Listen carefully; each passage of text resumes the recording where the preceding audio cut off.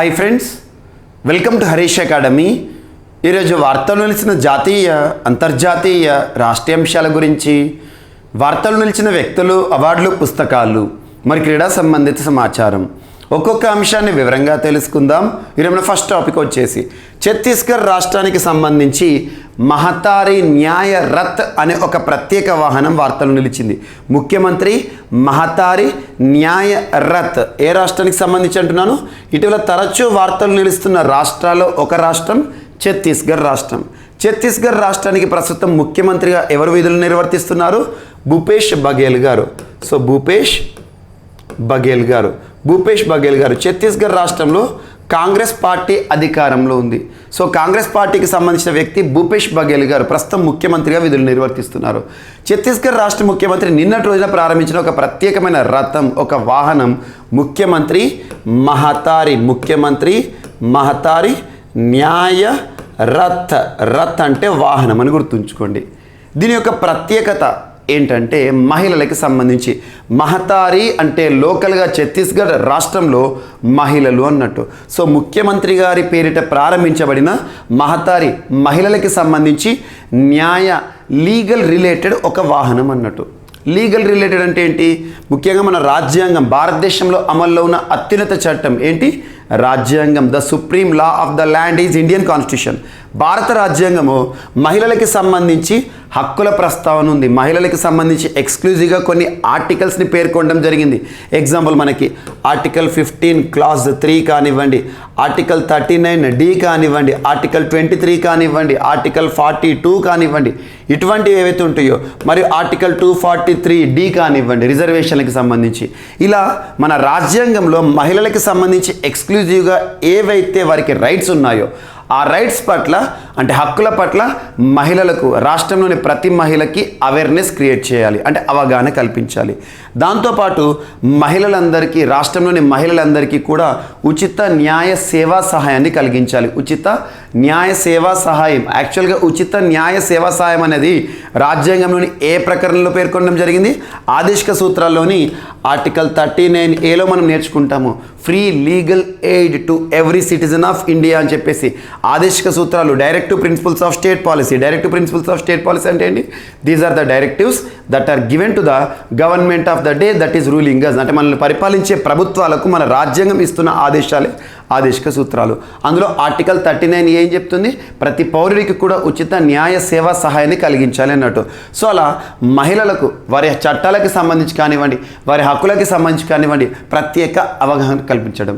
And at the same time మన భారతదేశంలో మహిళలకు సంబంధించి నేషనల్ కమిషన్ ఫర్ విమెన్ ఉంది. జాతీయ మహిళా కమిషన్ ఒక చట్టబద్ధ సంస్థ, చట్టబద్ధ commission, national commission for women.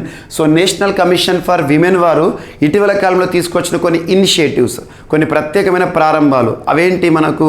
Example, she is a change maker అనే ఒక ప్రత్యేకమైన అంశం. పొలిటికల్గా మహిళను ఎంపవర్ చేయడానికి, రాజకీయాల్లో మహిళా సాధికారతను సాధింప చేయడానికి, ఇటువంటి అంశాలన్నిటిపైన కూడా ఈ రథం ఏదైతే ఉంటుందో, ఈ వాహనం ఏదైతే ఉంటుందో అవేర్నెస్ క్రియేట్ చేస్తుంది. ఇదొక వెహికల్. రాష్ట్రంలోని ప్రతి ప్రాంతంలో కూడా ఇది తిరుగుతూ ఉంటుంది.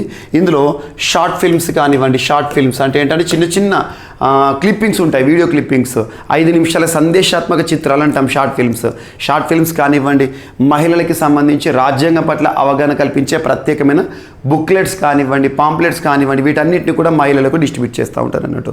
సో అలా షార్ట్ మూవీస్ ఏవైతే ఉంటాయో, షార్ట్ ఫిల్మ్స్ ఏవైతే ఉంటాయో ఇందులో చిత్రీకరిస్తారు. ఇందులో మనకి ఏదైతే స్క్రీన్ ఉంటుందో చూపిస్తారు.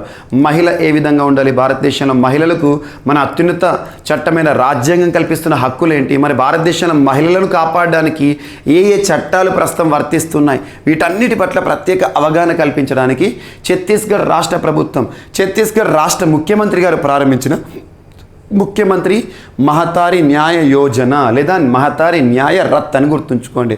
So Chhattisgarh chief minister Bhupesh Baghel flags of ముఖ్యమంత్రి మహతారి న్యాయ Rath to make women aware of their rights. వారి హక్కులకి సంబంధించి అవేర్ చేయడము, అవగాహన కల్పించడం అని గుర్తుంచుకోండి, సరిపోతుంది. ఇక ఛత్తీస్గఢ్ రాష్ట్రం వార్తలు నిలిచింది కాబట్టి ఛత్తీస్గఢ్ రాష్ట్రానికి సంబంధించి ఇటీవల కాలంలో మనం డిస్కస్ చేసిన కొన్ని అంశాలు. ఛత్తీస్గఢ్ రాష్ట్రం అనగానే మీకు కౌ గుర్తుకు రావాలి. కౌ ఆవు, గోవులకి సంబంధించి చాలాసార్లు ఛత్తీస్గఢ్ రాష్ట్రం గోవులకి సంబంధించి గో సంరక్షణకు సంబంధించి వార్తలు నిలుస్తోంది. ఎగ్జాంపుల్, గోధన్ న్యాయ యోజన అనే ఒక ప్రత్యేకమైన అంశాన్ని మనం డిస్కస్ చేసాం. గోధన్ న్యాయ యోజన అంటే ఆవు పేడకు ప్రాధాన్యత ఇస్తుంది ఛత్తీస్గఢ్ రాష్ట్ర ప్రభుత్వం, బయో కంపోస్ట్గా మారుస్తోంది ఇటువంటి అంశం.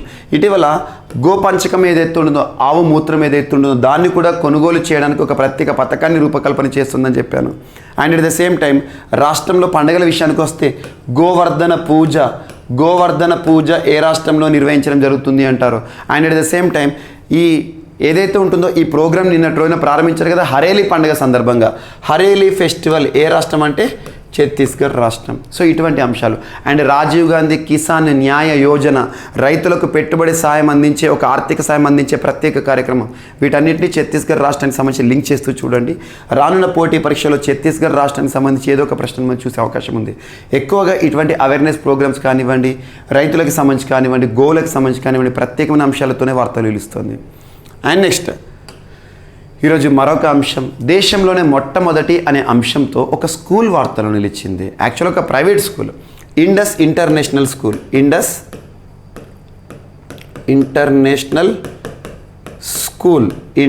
ఇంటర్నేషనల్ స్కూల్ మన హైదరాబాద్లోని ఒక స్కూల్, ఒక private school, Indus international school. యాక్చువల్గా దీనికి బ్రాంచెస్ ఉన్నాయి, బెల్గాం అని, బెంగళూరు అని, బాంబే అని, హైదరాబాద్ అని, అలా ఇండస్ ఇంటర్నేషనల్ వాళ్ళు ఎవరైతే ఉంటారో వాళ్ళ బ్రాంచెస్ ఉన్నాయి.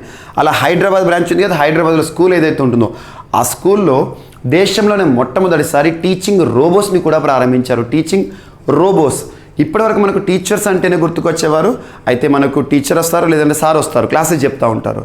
అటువంటిది దేశంలోనే మొదటిసారి క్లాస్ రూమ్స్లో పిల్లలు ఎవరైతే ఉంటారో పిల్లల యొక్క డౌట్స్ క్లారిఫికేషన్ కానివ్వండి, వారికి వచ్చే ఎలాంటి సబ్జెక్ట్ డౌట్స్ అయినా, అండ్ పిల్లలకి సంబంధించి వారికి రైటింగ్ వర్క్ అయినా, రీడింగ్ స్కిల్స్ అయినా, ఇటువంటివి ఎంకరేజ్ చేయడము.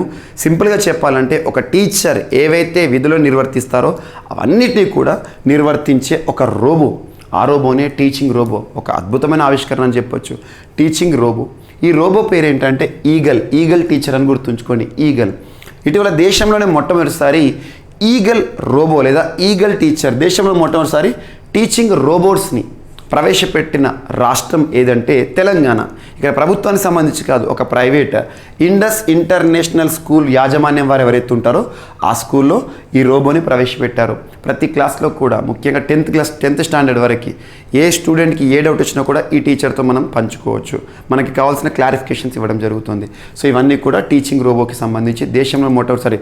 ఇప్పటి వరకు టీచర్ చేస్తున్న విధులు ఏవైతే ఉంటాయో వాటన్నిటిని కూడా నిర్వర్తించే ఒక టీచర్ అన్నట్టు. సో ఇది ఒకటి ఇంపార్టెంట్. అండ్ నెక్స్ట్, ఇప్పటి వరకు ప్రపంచంలో కనుగొనబడిన అతిపెద్ద వజ్రం ఒక డైమండ్. ఆ డైమండ్ ఏంటంటే ఇటీవల అంగోలా, సెంట్రల్ ఆఫ్రికా. ఏదైనా దేశం వార్తలు నిలిచిందంటే ఆ లొకేషన్ మీకు ఐడియా రావాలి, ప్రపంచ పటం పైన ఐడియా రావాలి. సో వరల్డ్ మ్యాప్లో అంగోలా అనే ఒక దేశం ఏ కాంటినెంట్లో ఉంటుంది, ఏ ఖండంలో ఉంటుంది? ఆఫ్రికా. ఆఫ్రికాలోని సెంట్రల్ ప్రాంతం అన్నట్టు, మధ్య ఆఫ్రికా ప్రాంతం. సెంట్రల్ ఆఫ్రికన్ కంట్రీ అంగోలా అనే ఒక దేశం ఈరోజు వార్తలు నిలిచింది. ప్రపంచంలోనే ఇప్పటి వరకు కనుగొనబడిన అతిపెద్ద డైమండ్, వజ్రం. దాని పేరు గుర్తుంచుకోండి. సో ల్యూలో రోజ్ అనేది ఇటీవల వార్తలు ఇచ్చింది. అదేంటంటే ఇది ఒక డైమండ్, అతిపెద్ద డైమండ్ అంటే ఇప్పటివరకు ప్రపంచంలో గుర్తుంచుకున్న అతిపెద్ద డైమండ్, వజ్రం, లులో రోజ్. సో ఈ లులో రోజ్ యొక్క ప్రత్యేకత ఏంటంటే దీని యొక్క ప్యూరిటీ మనం చూస్తే, క్యారెట్స్ చూస్తాం, మన గోల్డ్ అయినా ఏదైనా కూడా 170 క్యారెట్స్ ఉన్న ఒక diamond. And at the same time దీని యొక్క వెయిట్ వచ్చేసి 34 గ్రామ్స్ ఉందంట. 34 గ్రామ్స్, 34 గ్రామ్స్ వెయిట్ ఉన్న ఒక diamond. And at the same time ఎవరు కనుగొన్నారు దీన్ని అంటే లార్జెస్ట్, యాక్చువల్గా అంగోలాలోని లూకా డైమండ్ కంపెనీ. అంగోలాలో లూకా అనే ఒక డైమండ్ కంపెనీ ఉంది. డైమండ్ ఏదైతే ఉంటుందో ఆ తవ్వకాలు జరిపే మ్యానుఫ్యాక్చరింగ్ కానివ్వండి అది. సో లూకా డైమండ్ కంపెనీ సంస్థ ఏ దేశానికి సంబంధించి? అంగోలా. ఇప్పటివరకు ప్రపంచంలోనే గుర్తింపు పొందిన అతిపెద్ద డైమండ్గా గుర్తింపు పొందింది. Largest pink diamond. ఇటీవల వార్త వచ్చింది, దాని పేరు ఏంటంటే లులో రోజ్ అని గుర్తుంచుకోండి, సరిపోతుంది. సో ఇటువంటివి ఏమైనా మనకు తవ్వకాలో కానివ్వండి లేదా ఇటీవల కాలంలో వార్తలు ఇచ్చిన సూపర్లేటివ్స్ ఏవైతే ఉంటాయో వాటి మన ప్రత్యేకంగా చూడండి. ప్రపంచంలో అతిపెద్ద, అతి చిన్న లేదా అత్యంత ఎత్తైన, అత్యంత తక్కువైన, ఇటువంటివి ఉంటాయి కదా, అటువంటి సూపర్లేటివ్ వర్డ్స్ ఏవైతే ఉంటాయో వాటిపైన ప్రత్యేక శ్రద్ధ చూపండి. అండ్ నెక్స్ట్ ఈరోజు మరొక అంశం POCSO protection of children from sexual offence act. POCSO protection of children from sexual offence act 2012. ఏదైనా ఒక చట్టం వార్తలో నిలిచింది అంటే ఆ చట్టం యొక్క పేరు గుర్తుంచుకోవాలి. Protection of children from sexual offence act, POCSO అంటాం. ఈచ్ అండ్ ఎవ్రీ వర్డ్ చూడండి. ప్రొటెక్షన్ అంటే రక్షించడం. ఎవరిని రక్షించడం? చిల్డ్రన్, చిన్న పిల్లలని. దేని నుండి రక్షించడం? సెక్సువల్గా. వారు ఏదైనా ఏదైనా ప్రమాదంలో ఉన్నారనుకోండి, సెక్సువల్ రిలేటెడ్ ఇష్యూస్ ఉన్నాయనుకోండి, వారిని కాపాడడానికి భారత పార్లమెంట్ తీసుకొచ్చిన చట్టం ఏ సంవత్సరము? 2012. ఏదైనా చట్టం వార్తల్లోకి వచ్చిందంటే ఖచ్చితంగా ఆ చట్టం యొక్క కన్సర్న్ ఇయర్ గుర్తుంచుకోవాల్సిందే. ఎగ్జామినేషన్లో చట్టాన్ని గుర్తుంచుకోకుండా వెళ్ళకండి. చట్టం యొక్క సంవత్సరాన్ని గుర్తుంచుకోకపోతే తలలేని మనిషిని చూసినట్టే. ఇది ఒకటి గుర్తుంచుకోండి. So protection of children from sexual offence act 2012. ఈ చట్టాన్ని అనుసరించి మన భారతదేశంలో ఎన్ని కేసులు నమోదయ్యాయి, గడిచిన 2020 సంవత్సరంలో ఎన్ని కేసులు నమోదయ్యాయని కేంద్ర మహిళా శిశు సంక్షేమ మంత్రిత్వ శాఖ వారు నిన్నటి పార్లమెంట్ వేదికగా ప్రకటించడం జరిగింది. ప్రస్తుతం పార్లమెంట్ సమావేశాలు జరుగుతున్నాయి కాబట్టి పార్లమెంట్ సమావేశాల్లో మనం కొంత డేటాను చూస్తూ ఉంటాం. ఇటీవల చాలా సరకు మనకు ముఖ్యంగా టైగర్ డెత్స్ కానివ్వండి, ఇటువంటి అంశాలను డిస్కస్ చేస్తున్నాం. లేదా ఇటీవల ఎలిఫెంట్ డెత్స్ ఎన్ని మరణించినాయని చెప్పేసి కన్సర్న్ మినిస్టర్ ఇచ్చే ప్రశ్నోత్తరాల సమయంలో ఇచ్చే సమాధానాలు ఏవైతుంటే మనకి ఎగ్జామినేషన్లో ఆన్సర్స్గా కూడా మనం చూసే అవకాశం ఉంటుంది. సో ఇక్కడ ఏమంటున్నాను? పోక్సో యాక్ట్ అంటే చిన్నపిల్లలపైన లైంగిక దాడులు ఏవైతే జరుగుతాయో వాటి నుండి వారిని కాపాడమన్నట్టు. సో చిన్నపిల్లలపైన ఎవరైనా లైంగిక హింస, లైంగిక వేధింపులు పాల్పడారనుకోండి, వారికి ఈ చట్టాన్ని అనుసరించి శిక్షణ వేస్తారు. అలాంటి పోక్సో చట్టం ఆధారంగా భారతదేశంలో 2020 సంవత్సరంలో 47,221 కేసులు నమోదయ్యాయంట. 47,221, 47,221. అందులో అత్యధికంగా పోక్సో కేసులు ఎక్కడ నమోదైనాయట అంటే 6898 యూపీ, ఉత్తరప్రదేశ్ రాష్ట్రంలో అత్యధిక పోక్సో కేసులు నమోదైనాయంట గడిచిన 2020 సంవత్సరంలో. సెకండ్ పొజిషన్లో మహారాష్ట్రలో 5,687. నంబర్ గుర్తుంచుకోకండి, జస్ట్ ఎగ్జామ్లో ఒకటి గుర్తుంచుకోండి. భారతదేశంలో పోక్సో కేసులు ఎక్కువగా ఏ రాష్ట్రం నమోదవుతున్నాయి అంటే మనకు కొన్ని ఆన్సర్స్ తెలియనప్పుడు చిన్న ట్రిక్. భారతదేశంలో జనాభా పరంగా చూసుకుంటే నెంబర్ 1 స్టేట్ ఏంటి? ఉత్తరప్రదేశ్. అత్యధిక జనాభా కలిగిన రాష్ట్రం కాబట్టి ఎక్కువగా కేసులు కానీ నమోదు కానివ్వండి ఇటువంటి అనుకోండి, జనాభా ఎక్కువ ఉన్న దగ్గరే ఎక్కువగా మనకు సంఖ్య కూడా ఎక్కువ ఉంటుంది. ఆటోమేటిక్గా అది ఫస్ట్ నెంబర్లో ఉంటుంది. ఇది గుర్తుంచుకోండి, చిన్న లాజిక్. అండ్ నెక్స్ట్, ఇటీవల కాలంలో వార్తలు వచ్చిన చట్టాలు ఏవైతే వాటిపైన ప్రతిష్టత చూపండి. పోక్సో చట్టం రానున్న పోటీ పరీక్షలు అడగచ్చు 2012. Armed forces special powers act 1958 దాని గురించి అడగవచ్చు, ఇటీవల వివాదాస్పదం అవుతుంది. ఎపిడమిక్ డిసీజెస్ యాక్ట్ 1897 కానివ్వండి, ఇలాంటి వాటిపైన ప్రత్యక్షత చూపండి. అండ్ నెక్స్ట్, రాజ్నాథ్ సింగ్ గారు మినిస్ట్రీ ఆఫ్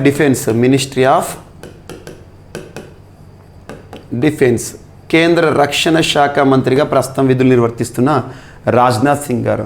సో నిన్నటి రోజున రక్షణ మంత్రిత్వ శాఖ వారు చేసిన ఒక స్టేట్మెంట్, ఒక అనౌన్స్మెంట్ ఏంటంటే ఇప్పటి వరకు సైనికులు ఎవరైతే ఉంటారో, భారత సైనిక రంగంలో ఎవరైతే ప్రాణాలు కోల్పోయారో, సోల్జర్స్ మరణిస్తారు కదా సైనికులు, మనకు దేశ రక్షణ కోసం మన దేశాన్ని కంటికి రెప్పలా కాపాడుతున్న సైనికులు ఎవరైతే ఉంటారో కొన్ని ప్రమాదాల్లో, యుద్ధ సమయంలో కానివ్వండి, పక్క దేశం వారు చేసిన దాడుల్లో కానివ్వండి చనిపోతారు. అలా చనిపోయిన అమర వీరులు ఎవరైతే ఉంటారో, అమర జవాన్లు ఎవరైతే ఉంటారో, సైనికులు ఎవరైతే ఉంటారో వారి పిల్లలు ఉంటారు కదా, వాళ్ళ పిల్లలు ఎవరైతే ఉంటారో వారికి ఇప్పటి వరకు ఇస్తున్న ఆర్థిక సాయం ఏదైతే ఉందో ప్రతి నెల అనాథ పిల్లలు కోల్పోయిన వారు ఎవరైతే ఉంటారో వారికి 3,000 రూపాయల ఆర్థిక సాయాన్ని ఇవ్వబోతున్నట్టుగా ప్రభుత్వం చెప్పింది. ఇప్పటివరకు ఇస్తున్న అమౌంట్ అనేది చాలా తక్కువ, దాన్ని 3,000కి పెంచడం జరిగింది. 3,000 అని గుర్తుంచుకోండి. సో భారతదేశంలో సైనికుల పిల్లలు ఎవరైతే ఉంటారో, చదువుకున్న పిల్లలు ఎవరైతే ఉంటారో వారి కోసం భారత ప్రభుత్వం ఇస్తున్న ఆర్థిక సాయం ఎంత అంటే 3,000 రూపీస్ అని గుర్తుంచుకోండి. ఇక్కడ అమర జవాన్లు అంటున్నాను. ఈ టాపిక్ కొన్ని టాపిక్స్ లింక్ చేసుకోండి. ఎగ్జాంపుల్, భారతదేశంలోని ఏ రాష్ట్ర లేదా ఏ కేంద్ర పాలిత ప్రాంత పరిధిలో ఇటీవల ప్రభుత్వ పాఠశాలకు మరణించిన సైనికుల పేర్లను నామకరణం చేయడం జరిగిందంటే జమ్మూ కాశ్మీర్. ఇటువంటి అంశాలు కానివ్వండి. అండ్ మనకు ఇండియా చైనాకి సంబంధించి మధ్య చోటు చేసుకున్న ఘటనల్లో మనకి భారతదేశ చరిత్రలోనే మొట్టమొదటిసారి ఇండో సైనో బార్డర్లో మరణించిన ఏకైక కల్నల్ స్థాయి అధికారి ఎవరు అంటారు? కల్నల్ సంతోష్ బాబు గారు. ఇటువంటి అంశాలు లింక్ చేస్తూ చూడండి. అండ్ నెక్స్ట్, ఈరోజు మరొక అంశం. సో భారత ప్రధాని నరేంద్ర మోదీ గారి చేతుల మీదుగా ప్రారంభించబడిన India international bullion exchange, India international bullion exchange. India international bullion exchange ఆర్థిక రంగానికి సంబంధించి, స్టాక్ మార్కెట్కి సంబంధించింది అన్నట్టు. సో ఆర్థిక రంగానికి సంబంధించి భారత ప్రధాని నరేంద్ర మోదీ గారు ఇటీవల గిఫ్ట్ సిటీలో ప్రారంభించడం జరిగింది. గిఫ్ట్ సిటీ అని చెప్పేసి ఇటీవల గుజరాత్కి సంబంధించి తరచు మనం వింటూ ఉంటాం. ఆ గిఫ్ట్ యాక్రోని గుర్తుంచుకోండి. So Gujarat international finance tech city, Gujarat international finance tech సిటీని గిఫ్ట్ సిటీ అంటాం, గాంధీనగర్. సో గిఫ్ట్ సిటీ అక్కడ భారతదేశంలోని మొట్టమొదటి ఇండియాస్ ఫస్ట్ ఇంటర్నేషనల్ బులియన్ ఎక్స్చేంజ్ని భారత ప్రధాని నరేంద్ర మోదీ గారు ప్రారంభించడం జరిగింది. భారతదేశంలోనే మొట్టమొదటి అనే అంశం కాబట్టి గుర్తుంచుకోండి, డైరెక్ట్ గుర్తుంచుకోండి. దీని యొక్క ఉద్దేశం ఏంటి ఇవన్నీ అడిగారు ఎగ్జామ్లో. భారతదేశంలోనే మొట్టమొదటి లేదా India's first international bullion exchange ఏ రాష్ట్రం అంటే మనకి గుజరాత్ రాష్ట్రము, గాంధీనగర్ లేదా గిఫ్ట్ సిటీలో ప్రారంభించడం జరిగింది. నరేంద్ర మోదీ గారి చేతుల మీదుగా గుర్తుంచుకోండి సరిపోతుంది.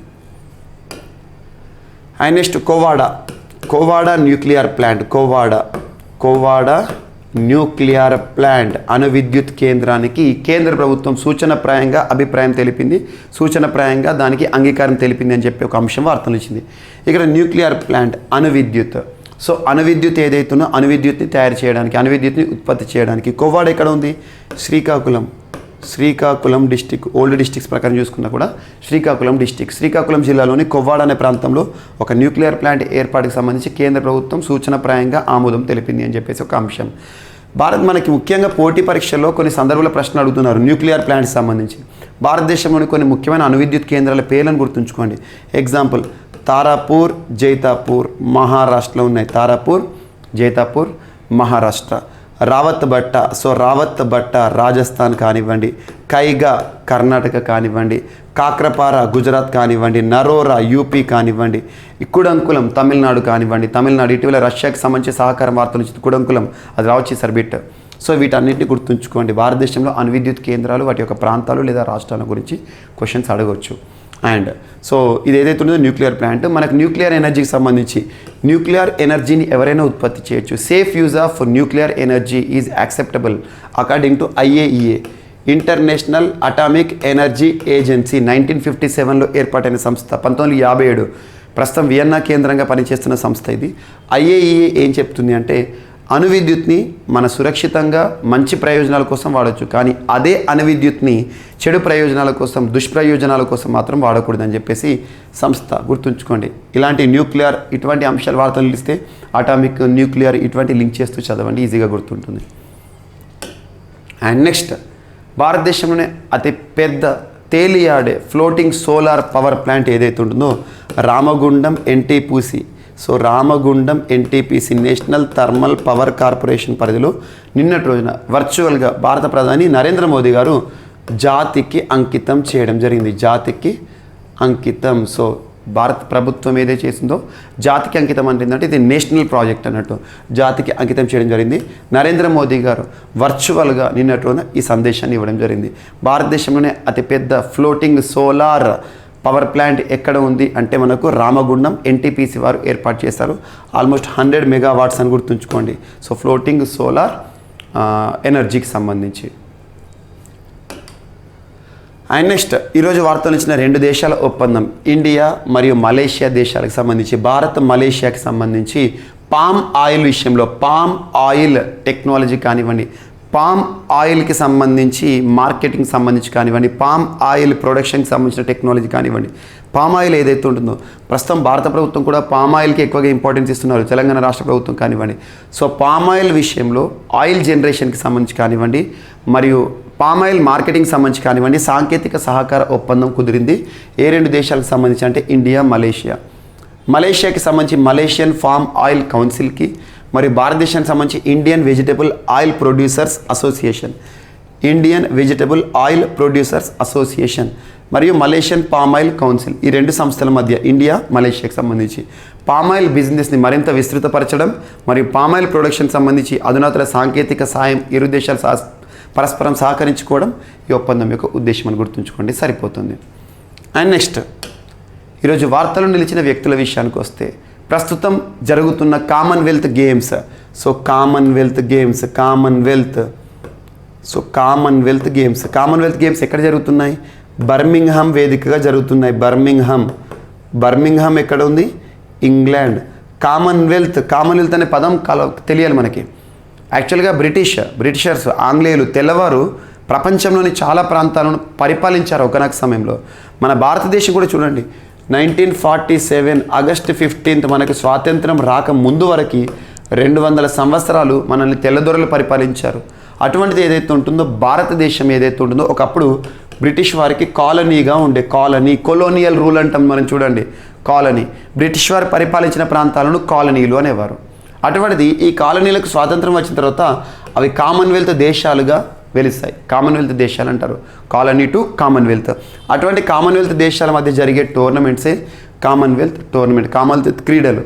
ఒక రకంగా చెప్పాలంటే మనకు ఒలింపిక్స్ తర్వాత అంతటి ప్రతిష్టాత్మకంగా జరుగుతాయి. ఇవి కేవలం కామన్వెల్త్ కంట్రీస్ మాత్రమే పార్టిసిపేట్ చేస్తాయి. అటువంటి కామన్వెల్త్ కంట్రీస్లో ఇటీవల మనకి ఏదైతే ఉంటుందో ప్రారంభమైన కామన్వెల్త్ గేమ్స్ ఆతిథ్యం ఎక్కడ? బర్మింగ్హామ్, ఇంగ్లాండ్ అని గుర్తుంచుకోండి. ఎప్పుడు ప్రారంభమైన? లాస్ట్ 28th రోజున, మొన్నటి రోజున మనం చూసాము, 28th రోజున ప్రారంభమైంది. మరి కామన్వెల్త్ ఇండియన్ కాంటింజెంట్ని లీడ్ చేసిన లేదా మన పతాకదారులుగా ఇద్దరు ఉన్నారు. మహిళల విభాగానికి వస్తే మనకు పివి సింధు గారు అండ్ పురుషులకు సంబంధించి మన్ప్రీత్ గారు. సో వీరిద్దరు కూడా పతాకదారులుగా నిలిచారు.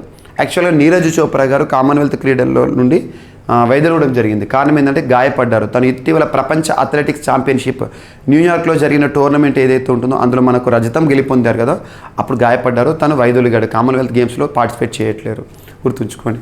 అటువంటిది మనకు పివి సింధు గారు, మన్ప్రీత్ గారు పతాకధారి అని గుర్తుంచుకోండి, ఫ్లాగ్ బేరర్స్.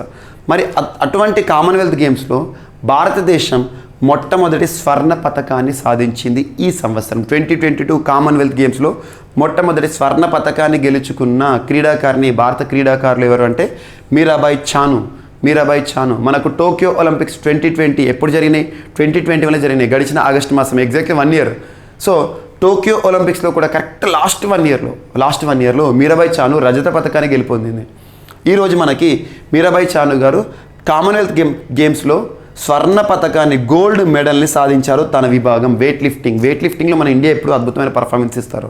సో 49 kgs విభాగంలో 88 కిలోల బరువును ఎత్తి, 49 kgs విభాగం అంటే ఏంటంటే వెయిట్ లిఫ్టింగ్ అనేది డిఫరెంట్ కేటగిరీ చేస్తారు. ఇంత వెయిట్ ఉన్న వాళ్ళు ఈ కేటగిరీ అని చెప్పేసి 49 kgs విభాగంలో 88 కిలోలను ఎత్తి మీరాబాయి చాను స్వర్ణ పతకాన్ని గెలుపొందింది.